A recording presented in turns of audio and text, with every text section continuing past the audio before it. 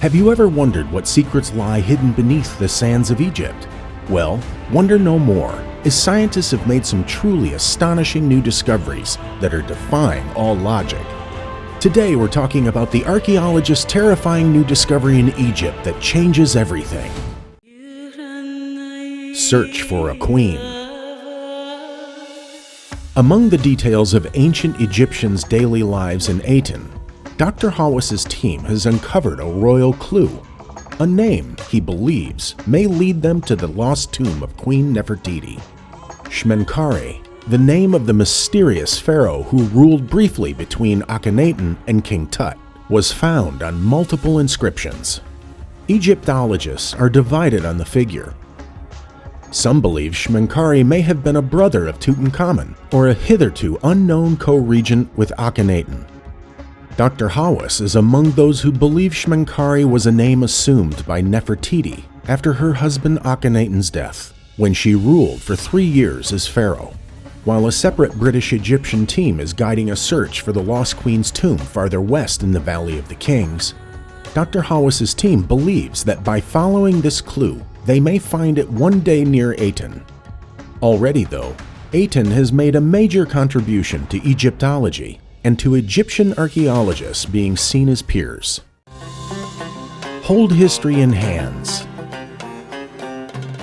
On a mild, late November morning, almost completely hidden behind the 5-foot-high walls of a sprawling, yellow-gray mud brick city rising from the ground, a dozen members of an archaeological team survey and brush away soil.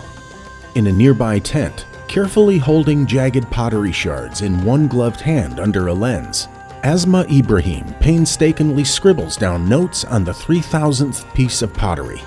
Traditionally, in this valley, rich with ancient Egyptian history and iconic archaeological sites, the role of ceramicist was filled by a foreign archaeologist with credentials from Cambridge. For decades here, Egyptians were the laborers, never the discoverers. But not on this dig.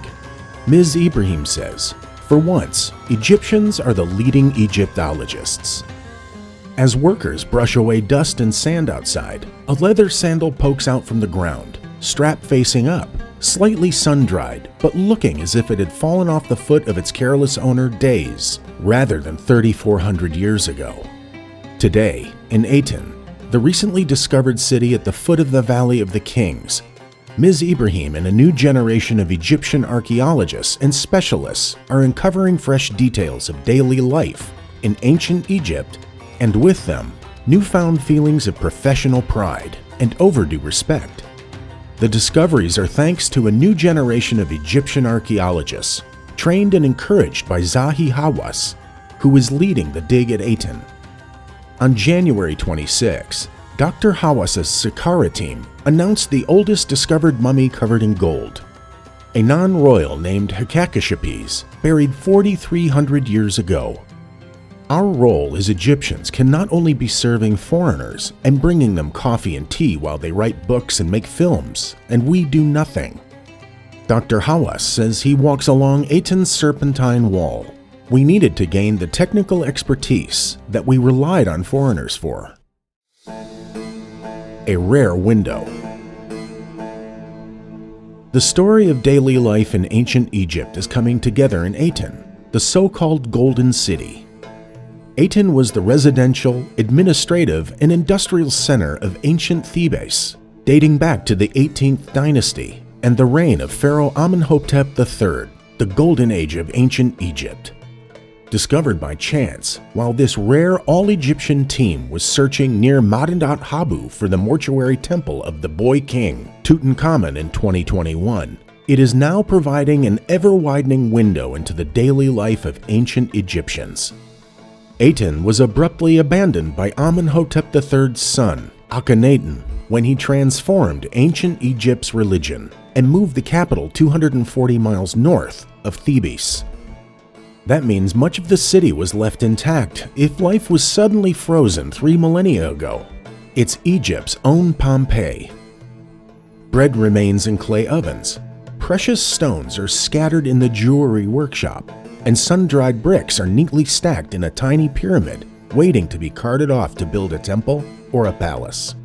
A serpentine wall that experts believe was designed to limit Nile floodwaters cuts through the north of the city. The team is also uncovering technical clues about how ancient Egyptians built and furnished some of the wonders of the ancient world. Its discoveries have included preserved amulet molds, a jewelry workshop, a brick factory, a granite, basalt, and pottery workshops. All of these, the team believes, were used to build and decorate Luxor's lavish temples and palaces, and craft the ornate treasures buried in King Tut's tomb. Please hit the like button and subscribe to the fastest growing history channel on YouTube.